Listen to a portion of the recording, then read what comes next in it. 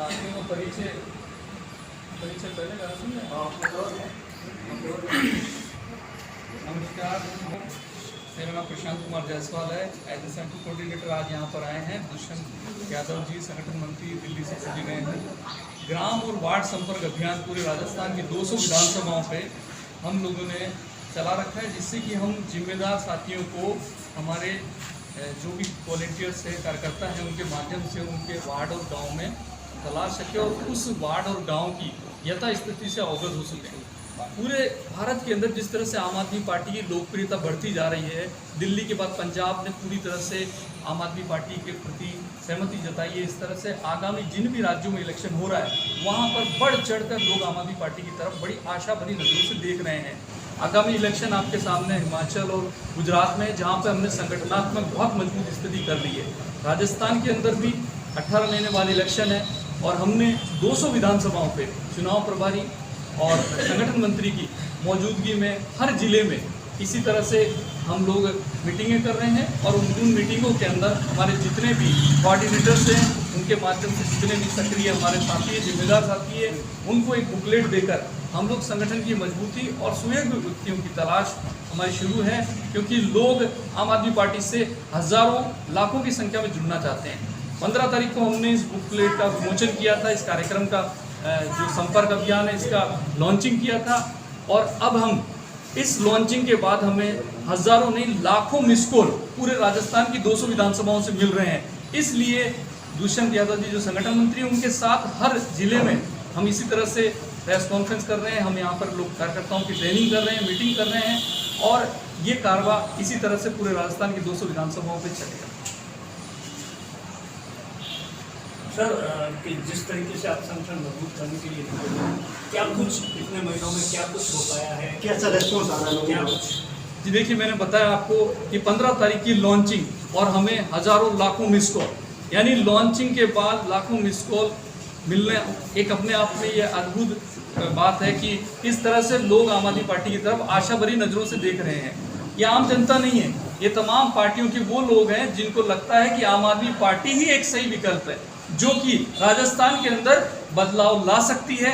और काम करने वाले, अपने क्षेत्र में जिम्मेदार जो काम कर रहे हैं, समाज में काम कर रहे हैं, मीडिया में भी काम कर रहे हैं, तमाम वो लोग जो कि अन्य पार्टियों से जो राज करती है, ये कांग्रेस बीजेपी, उनसे पूरी तरह से ठगा महसूस कर रहे हैं, वो सब लोग आशा भरी नज़रों से देख रहे हैं। इसलिए हम लोगों ने पूरी तरह से हर जगह जाकर ये आश्वस्त किया है कि हमारा कोई किसी व्यक्ति विशेष के प्रति कोई प्यार नहीं है। हम हर उस व्यक्ति को संगठन में और हमारे साथ जोड़ने के लिए तैयार है जो जनता के हित के लिए काम कर रहा है और कांग्रेस बीजेपी के बदलाव के रूप में आम आदमी पार्टी को देख रहा है।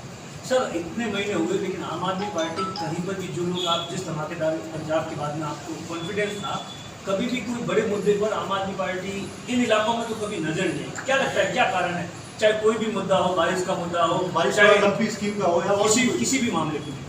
देखिए, मैं आपको बता दूं कि जिस तरीके से हमारे कथनी और करनी में फर्क नहीं है, जो कि हमने दिल्ली और पंजाब में बता दिया है, तो हम आज जनता को ये बताना चाह रहे हैं कि ना तो हम यहाँ विपक्ष है ना कुछ, हाँ विकल्प जरूर है जनता के। इसलिए हम ये दावे से कह सकते हैं कि यहाँ पे जैसे लंपी की जो प्रॉब्लम आई, उससे हजारों गाय, तो हमने कई गौशालाओं की विजिट करी है और वहाँ से हमारे साथियों ने, अभी हमारे साथी बैठे हैं जिन्होंने विजिट करी है और वहाँ की पूरी समस्या को हमने देखा है और समस्या के समाधान के लिए हम लगातार मुख्यमंत्री को और प्रेस के सामने भी हम प्रेस कॉन्फ्रेंस कर रहे हैं और इवन हमने ज्ञापन भी दिया है, राज्यपाल को भी हम ज्ञापन दे रहे हैं कि किस तरह से राजस्थान के अंदर तमाम प्रशासन फेल हो रहा है और सरकार की नीतियां जो है उनके अंदर कहीं भी जनता का हित नजर नहीं आ रहा है। जालोर की इतनी बड़ी घटना हुई लेकिन आम आदमी पार्टी का कोई बहुत बड़ा नेता उस परिवार से आज दिन तक नहीं मिला है, क्योंकि आम आदमी पार्टी ने हाँ कहने के लिए आपने दिल्ली में जरूर कांग्रेस के आगे प्रदर्शन कर दिया है, वहीं बीजेपी भी इस पूरे मामले को लेकर खामोश है। क्या लगता है, बीजेपी की आम आदमी पार्टी इस मामले पर क्यों खामोशी बरत रही है? देखिए, सबसे पहले तो मैं आप लोगों के माध्यम से जितने भी व्यूअर हैं, हमारे जो भी देख रहे हैं, इससे मैं उनको बता दें कि भारतीय जनता पार्टी जो कि विपक्ष है, उसका कहाँ प्रोटेस्ट दिखा है वो आप लोग बता देना। हम लोग राजस्थान से दिल्ली गए और हमने प्रदर्शन किया और जेल तक गए, हमें जेल में रखा गया और यहाँ पर हमारे साथी जो हैं, संभाग कोऑर्डिनेटर हैं, वो विधानसभा कोऑर्डिनेटर के साथ उनके घर गए, उनकी समस्या को पूरी तरह से लिया और उसके बाद हमारे चुनाव प्रभारी और संगठन मंत्री ने प्रेस कॉन्फ्रेंस करी और यहीं तक ये कार्रवाई नहीं रुका, हमने जाके राज्यपाल को ज्ञापन दिया और कहा कि राजस्थान के अंदर जो सरकार इस समय काम कर रही है वो न महिलाओं के लिए सोच रही है, न बेरोजगारों के लिए सोच रही है, न दलितों के लिए सोच रही है, न किसी भी और तबके के लिए सोच रही है। पूरी तरह से ये सरकार फेलियर हो गई है। ये सिर्फ सरकार बचाने के लिए नूरा कुश्ती की लड़ाई कर रही है। अशोक गहलोत जी का मैंने अभी कल परसों वीडियो देखा था, उसमें वो कह रहे थे कि वहाँ का क्षेत्रीय विधायक बीजेपी का है, वो नहीं बोल रहा है कि वहाँ पे कुछ इस तरह की घटना हुई। अरे क्यों बोलेगा? कांग्रेस बीजेपी के एजेंडे, डंडे और झंडे अलग है, अंदर से दोनों एक है। क्यों बोलेंगे? उनको मुख्यमंत्री से क्या बेल लेनी है? तो ये लोग नहीं बोल सकते। हमने अपने ज्ञापन में, अपनी प्रेस नोट में लिखा है कि आप सर्वे करा लो, आप तमाम जालोर की तमाम स्कूलों में सर्वे करा लो कि वहां पर क्या स्थिति है, तो आपको पूरे प्रकरण का पता चल जाएगा। और हम निष्पक्ष जांच की मांग कर रहे हैं। हम किसी व्यक्ति विशेष के कोई खिलाफ नहीं है, लेकिन हाँ, निश्चित तौर पे इस तरह की जघन्य घटनाएं होगी तो आम आदमी पार्टी आपको सिर्फ प्रेस कॉन्फ्रेंस में नहीं, सड़कों पे नजर आएगी आंदोलन करती। सर, आपके जो वहाँ गए थे, परिवार से मुलाकात की, क्या कुछ कहा मटकी के बारे में? वहाँ मटकी या पानी, क्या घटनाक्रम बताया? और उसके बाद में सरकार ने साफ तौर पर जो एडीजी जो क्राइम थे वो वहाँ जाकर आए, उन्होंने कल आज तक स्पेशली बयान दे दिया कि मटकी जैसी बात अभी तक नहीं सामने आई। देखिए, मैं आपको बता दूं कि हमने इसे बहुत ही बारीकी से, इस घटना को, क्योंकि मार्मिक घटना है, किसी का भी बच्चा अगर उससे बिछड़ जाए, उसके साथ कुछ हादसा हो जाए तो वो उसको बर्दाश्त नहीं कर सकता। मुख्यमंत्री ने एडीजी लगा दी और वो बार बार कह रहे हैं कि मैंने एससी दलित से एडीजी लगा दिया। ये क्यों कह रहे हैं? इसका मतलब उनको अपने महकमे पे विश्वास नहीं है कि अगर वो उस जाति से नहीं है तो वो निष्पक्ष न्याय नहीं करेगा। हमने हमारे साथी अशोक भाटी को भेजा, जो संभाग प्रभारी है, उनके साथ एडवोकेट मोतीराम मेंढसा जी को भेजा, उनके साथ हमारी पूरी टीम गई। हमें विश्वास है, और इन्होंने जो उस बच्चे के माँ बाप से जो सारी मांग जो हमारे पास अभी मौजूद है, हम आपको भी प्रेषित करेंगे, वो मांग हमने पूरी राज्यपाल जी तक पहुंचाई। सर, ऐसा कभी सर इस पूरे मामले को लेकर आपके प्रभारी है राजस्थान के, वो तक अभी तक परिवार से नहीं मिले, जोधपुर से मिले, या आपकी पार्टी कुछ दिल्ली के अंदर इतनी उलझ गई है जिस तरीके से उप मुख्यमंत्री के ऊपर ईडी की कार्रवाई चली थी? इसमें देखिए, हम एक बात आपसे समझना चाहते हैं कि अगर क्षेत्रीय नेता या हमारे पदाधिकारी मिले और दिल्ली के मिले तो आप बोले क्षेत्रीय पदाधिकारी नहीं है आपके पास, क्षेत्रीय नेता नहीं है आपके पास, तो अब क्षेत्रीय मिल लिए तो आपने बोला कि दिल्ली से कोई नहीं है। अरे दिल्ली ने तो पूरी तरह से ये कह दिया है, हमारे कैबिनेट मंत्री राजेंद्र पाल गौतम जी ने राज्यपाल को लेटर लिख दिया। हमारे एसटी-एससी विंग के प्रदेश अध्यक्ष कुलदीप कुमार जी यहाँ पर आ गए, उन्होंने प्रेस कॉन्फ्रेंस कर दी, राज्यपाल जी से मिल लिया। परिवार से हम लोकल लोग हैं, वो हमारा परिवार है, हम यहाँ के रहने वाले हैं, हम मिलेंगे।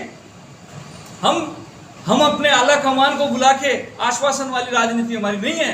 हमारी राजनीति है कि हम उनके दुख दर्द को समझते हैं, हम जाएंगे मिलने उससे, और जहां पर अगर आवाज को दिल्ली तक पहुंचाना है तो हम अपने राष्ट्रीय नेताओं से मदद लेते हैं। अच्छा, क्या लग रहा है जिस तरीके की आपके उप मुख्यमंत्री को दिल्ली में जिस तरीके से लगातार सेंट्रल गवर्नमेंट की ओर से कार्रवाई होती है, क्या कुछ लग रहा है 2024 के लिए सरकार डरी हुई है या क्या कुछ लग रहा है? देखिए, ये सारी घटनाओं से ये साबित हो रहा है कि गुजरात इनके हाथ से निकल रहा है। आप ध्यान से इस बात को सब लोग सुन रहे होंगे और आप इसको प्लीज टेलीकास्ट करना कि गुजरात इनके हाथ से निकल रहा है। और उसमें एक बड़ा मुद्दा ये आ रहा है कि पूरे गुजरात के अंदर रोजगार है, शिक्षा है, स्वास्थ्य है, जो कि वहाँ फेलियर है, उस पे आम आदमी पार्टी को पूरी तरह से सहमति मिल रही है।